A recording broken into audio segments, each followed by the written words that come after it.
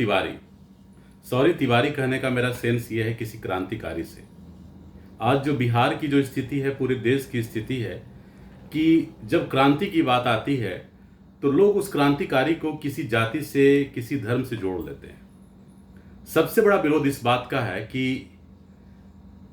एक पर्सन, एक व्यक्ति, एक युवा, कहा जाता है कि सदियों से, आज की बात नहीं है, मतलब जिस जमाने से देश की आज़ादी चल रही थी उस समय से लेकर के अभी तक हमारे देश की आज़ादी में सबसे बड़ा योगदान हमारे देश के युवाओं का रहा है। अगर एक युवा अपने गांव का, अपने पंचायत का, अपने शहर का, अपने जिले का, देश का विकास चाहता है, समाज का विकास चाहता है, तो इसमें कहीं से कोई गलती नहीं है। क्योंकि भारत एक ऐसी देश है, एक जहाँ पे हर युवा में अपने देश के प्रति एक अलग ही उत्साह, एक अलग ही उमंग होता है कि वो अपने देश को समृद्ध देखना चाहता है, खुशहाल देखना चाहता है। हम आज बात कर रहे हैं भरत भूषण तिवारी की, और कई लोग इस पे जातीय समीकरण गढ़ रहे हैं और वगैरह वगैरह बातें कर रहे हैं।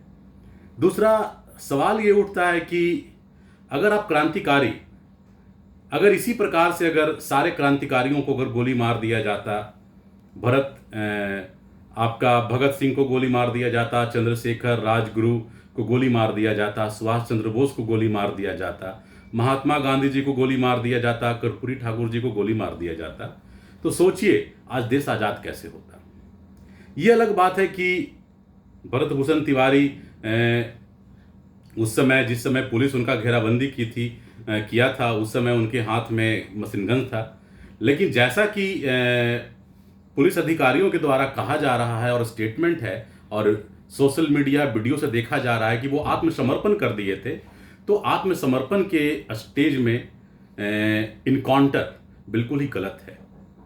बात हो रही है कि पूर्व जो डीजीपी बिहार के रह चुके गुप्तेश्वर पांडे भी बोल रहे हैं कि ये इनकाउंटर बिल्कुल गलत है, और कई बिहार सरकार के जो बड़े उच्च अधिकारी हैं वो कह रहे हैं कि कहीं ना कहीं पुलिस से गलती हुई है। पुलिस से गलती हुई है, वो भरत तिवारी वापस नहीं आ सकते हैं।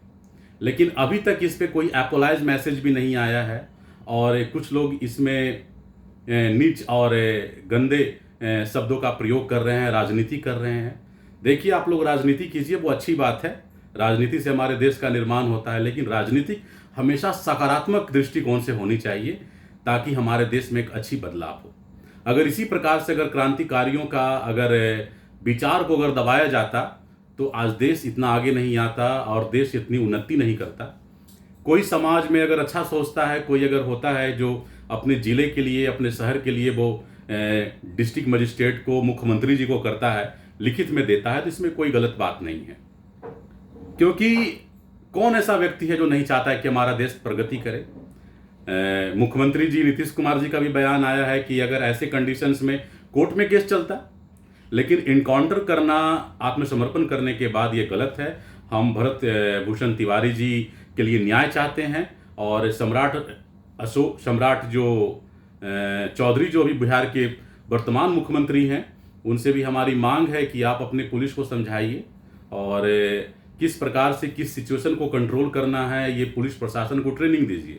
कहीं ना कहीं ये ट्रेनिंग के अभाव में, या फिर जो उनका जो सीनियर है, जो उनको आदेश दिया इनकाउंटर करने का, उस सीनियर को फांसी की सज़ा दीजिए। और ये बिहार की बात नहीं है, ये हमारे देश की राष्ट्रीयता की बात है, एक क्रांतिकारी की बात है, ना केवल ये किसी पंडित जी का और किसी जात की बात है।